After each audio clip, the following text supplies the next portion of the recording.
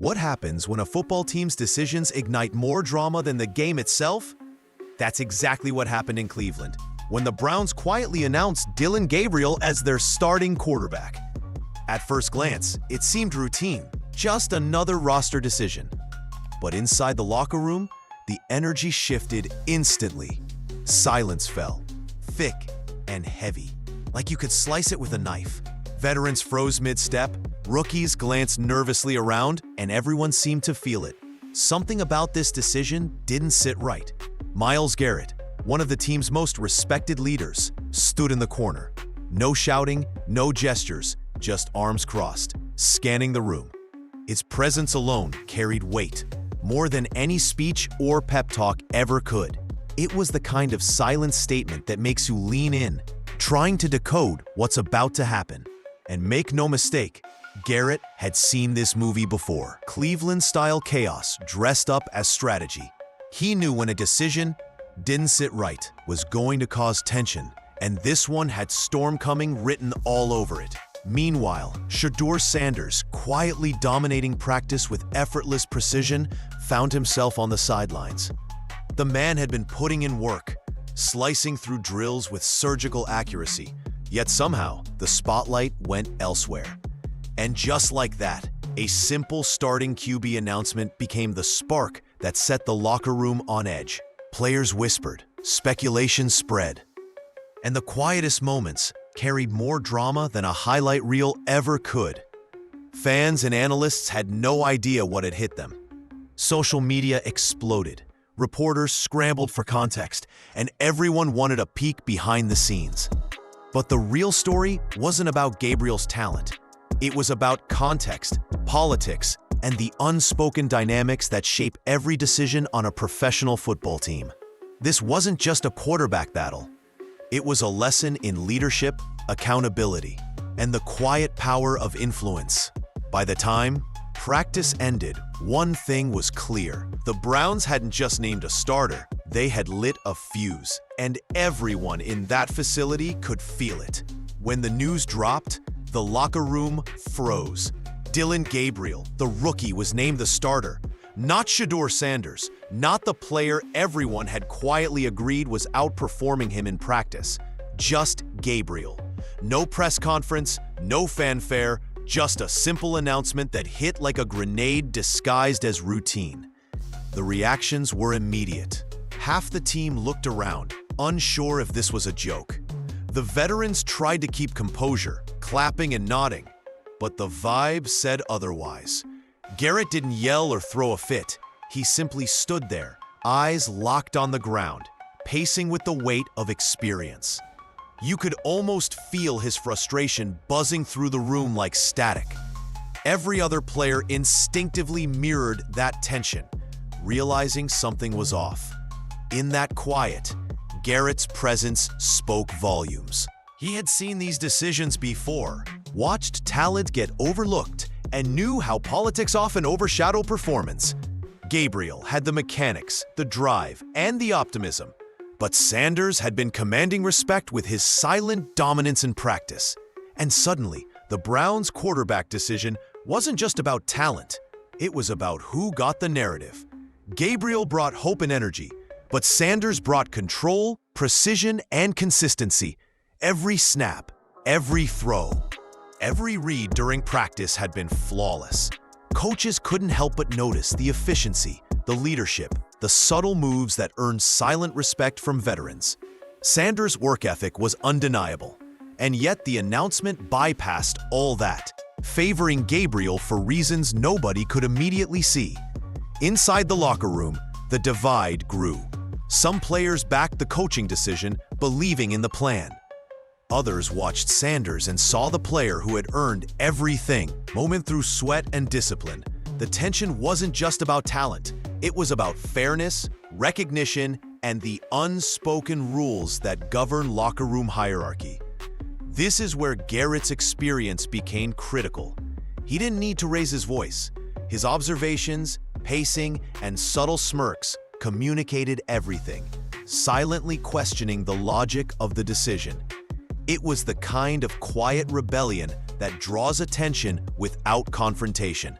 Meanwhile, Gabriel, though ready and talented, found himself walking into a storm he didn't create, and the weight of every silent judgment was about to hit him. Myles Garrett had seen this pattern before. Decisions that defy logic, star players overlooked, chaos masquerading as strategy. He didn't explode, he didn't complain. Instead, he let his presence do the talking. That smirk, that pacing, the eyes locked on each player's subtle reactions, it all sent a clear message. This wasn't approval. It was warning. His frustration wasn't personal. It wasn't ego. It was about standards. Watching Sanders, a player who'd earned every rep, sit sidelined while someone else received the keys was infuriating. But Garrett's way was different. He built tension carefully, strategically. Each glance, each motion, each silent pause added weight, shaping the locker room narrative without a single word. Other players noticed. The veterans nodded subtly. The rookies whispered. The energy in the room shifted. Gabriel tried to hold composure, but it was clear. Leadership and respect had already made their choice. Garrett's quiet rebellion set the tone for what was about to become a dramatic, locker room-defining week for Cleveland. The tension didn't fade, it grew. Gabriel, trying to stay confident, felt the pressure in every glance, every subtle sigh from his teammates. Sanders, meanwhile, kept working, unshaken. Every throw, every practice rep, every play ran sharper than before. Coaches noticed, players noticed, and Garrett's approval, or lack of it, hung over everything, like a storm cloud. Social media became an extension of the locker room. Cryptic posts, subtle references, and insider whispers spread faster than coaches could control. Analysts speculated, fans debated, and the narrative spun out of control. Garrett didn't need to speak. His influence had already been felt. One subtle smirk or a slow clap from him communicated more than hours of locker room meetings ever could. The Browns' front office and coaching staff struggled to regain control. Adjustments were made quietly, reps shuffled, strategies reworked, but the atmosphere had shifted. Players had taken sides, and the silent message was clear. Sanders' work demanded recognition. The pressure wasn't just on Gabriel, it was on the decision-makers, forced to confront a truth they couldn't ignore. Cleveland's reputation for chaos had found a new chapter, one written without shouting, just quietly, dangerously building. A private players' only meeting became the turning point. Garrett finally spoke, not with anger, but with authority. His words weren't about ego. They were about standards, accountability, and making sure talent wasn't buried under political decisions. The room listened, silence thick and heavy. Everyone nodding, but unsure what would come next. Sanders didn't react theatrically. No social media posts, no drama.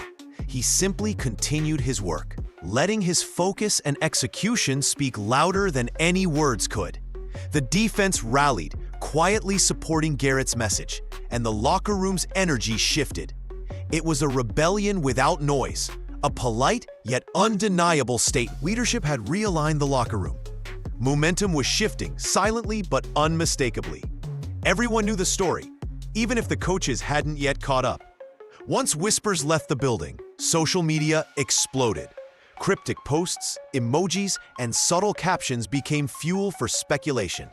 Fans, analysts, and reporters alike tried to decode every message. Garrett's slow, deliberate clap went viral, interpreted as a statement louder than any press conference. The locker room's energy had spilled into the digital world. Every Sanders highlight became evidence, every Gabriel misstep amplified. Analysts debated endlessly, fans argued in forums, and the story evolved faster than anyone could track. Garrett didn't need to speak publicly. The message was already out there.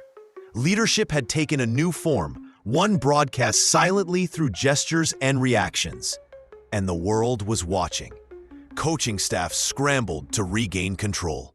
Reps were reallocated, drills adjusted, playbooks rewritten overnight.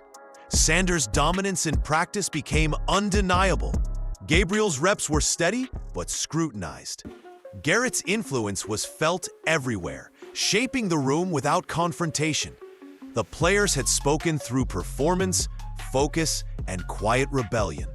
The coaching staff had no choice but to acknowledge it. Cleveland's quarterback drama had gone beyond roster management. It was about accountability, leadership, and playing the best player. Garrett's subtle pressure had rewritten the narrative, forcing change through presence, timing, and authority. By the next scrimmage, shifts were noticeable. Sanders' reps increased, his confidence radiated, and the locker room began to realign. Garrett's nod of approval signaled the first sign of change, quiet yet profound. The team had made its choice. The Browns' front office and coaching staff were forced to adapt. What began as a routine QB decision had become a lesson in leadership and recognition. Sanders' skill and focus demanded acknowledgement, and the locker room had delivered it without chaos through subtle, undeniable influence. Cleveland's storm had passed, but its impact would resonate, shaping how talent was treated moving forward. Cleveland thought it was just naming a starter. They had no idea they were lighting a fuse that would shake the locker room and force accountability. Garrett had shown that leadership doesn't always roar. Sometimes it whispers, smirks, or claps. But the message lands harder than any speech. He reminded everyone that talent and work ethic matter more than politics or narratives. Sanders, quietly dominating practice, became a symbol of what happens when a team recognizes true effort. Gabriel, the rookie, faced the storm of expectation, learning firsthand that talent alone isn't always enough. Context and support are just as important.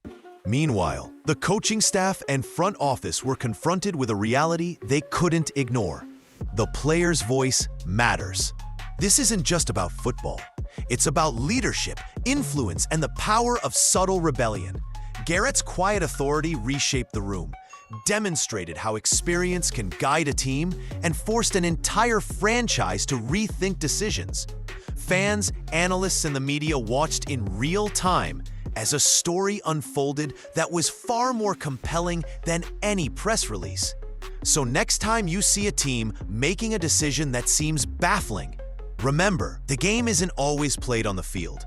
Sometimes it's won in quiet moments, subtle gestures, and the unwavering standards of players who demand excellence. Cleveland might not be perfect, but in this story, leadership spoke louder than chaos.